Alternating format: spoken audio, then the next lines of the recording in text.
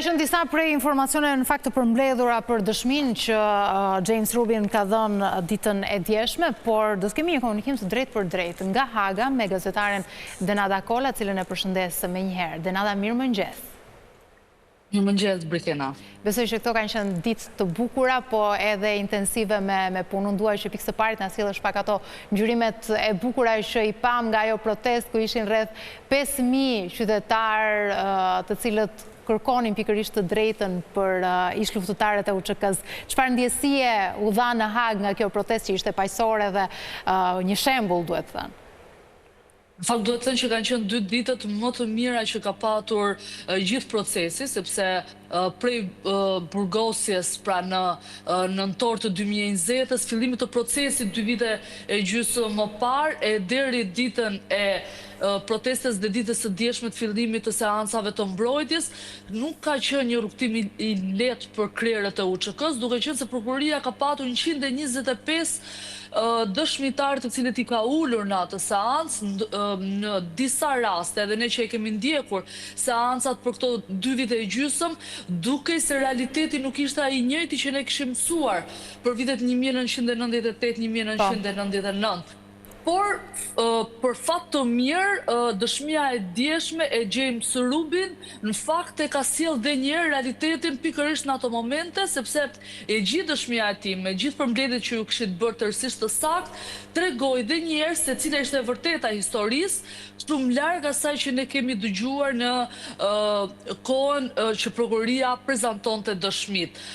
James Rubin dje ka bërë një dëshmi të shkëlqyer dhe po ashtu ka patur një, le të themi, një lloj përballje dhe me prokurorët kur i është cituar së bashku me avokatin e zotit Thaçi, Luka Micetic, i cili e ka demantuar, nëse mund të përdorim këtë fjalë, pra gjithë punën e prokurisë që është bërë në këto 2 vite e gjysmë. Atmosfera nisi pozitive patjetër që në momentin që u mblodhen shqiptarët, duhet thënë që nuk ka qenë e lehtë që të vinin në Hag, edhe për ne gazetarët duhet kemi disa linja për të mbritur nga avionet të trenat, por duket se ishin më shumë shqiptarë të diasporës e disa nga Kosova e nga Shqipëria.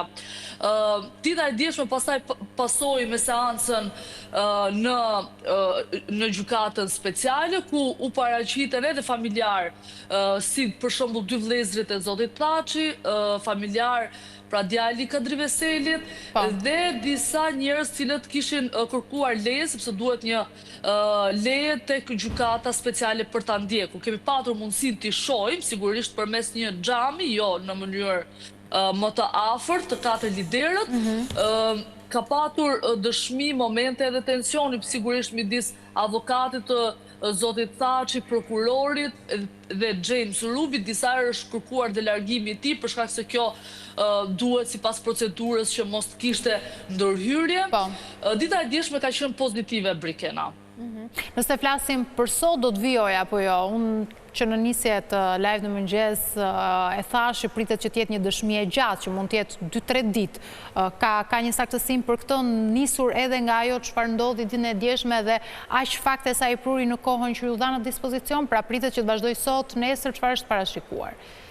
Prokuroria dhe gjykata kanë vendosur një kohë përcaktuese, është 4 orë, koha që avokati zotit Thaçi, duke qenë se është si i ftuari i mbrojtjes, kishte në dispozicion dhe patjetër që pjesa e parë e ditës kaloi në një bashkëbisedim me Luka Micetic, më pas do t'i jepet avokatërve të tjerë, sepse secili krer i UÇK-s ka mbrojtjen e tij dhe mund të përdoret edhe nga ata për t'u pyetur, është praktik e parë edhe më përpara, dhe pastaj do t'i jepet po 4 orë, po ajca dhe mbrojtjes, edhe prokurorisë. Dita e djeshme është bërë 4 orë që kishte në dispozicion mbrojtja zotit Thaçi, janë bërë 3 orë të gjysmë nga ana e avokatërve të tjerë, dhe mbrojtja dhe prokuroria ka patur mundësi vetëm 1 orë ta marrë në pyetje, kështu që sot është e sigurt që do të vijojë dëshminë e tij James Rubin. Megjithëse edhe do të mbyllet ditët e sotme për shkak se mbrojtja ka listën e tjerë të emrave të cilët do të dëshmojnë në këtë ditë. E qartë, do të vazhdojnë të jenë mbështetësit aty. Denada, çfarë është parashikuar, se të paktën autoritetet edhe dje kishin masa më të rrepta se ajo e pak ditëve më parë ku mblodhën 5.000 shqiptarë, duke vështirësuar pak, le të themi, atë që ishte një protestë paqësore. Pritet që të ketë mbështetje edhe sot? Dita e djeshme dhe dita e sotme nuk ka qenë edhe favorizuese për shkak të klimës, sepse klima është kthyer në identitet në Hag, ka patur stuhira, por është me fat që ditën e përcaktuar pikërisht për këtë mbajtje të marshimit apo mund të themi të protestës, koha ishte shumë e mirë dhe premtuese, nuk i pengoi të gjithë ata që kishin dalë nga orët e para të mëngjesit deri në pasdite në lokacione të ndryshme tek gjykata, tek domat e paraburgimit ku po mbahen liderët e UÇK-s apo tek zona e pozicionuar për të mbajtur tubimin. Dita e sotme dhe dita e djeshme ka qenë e vështirë.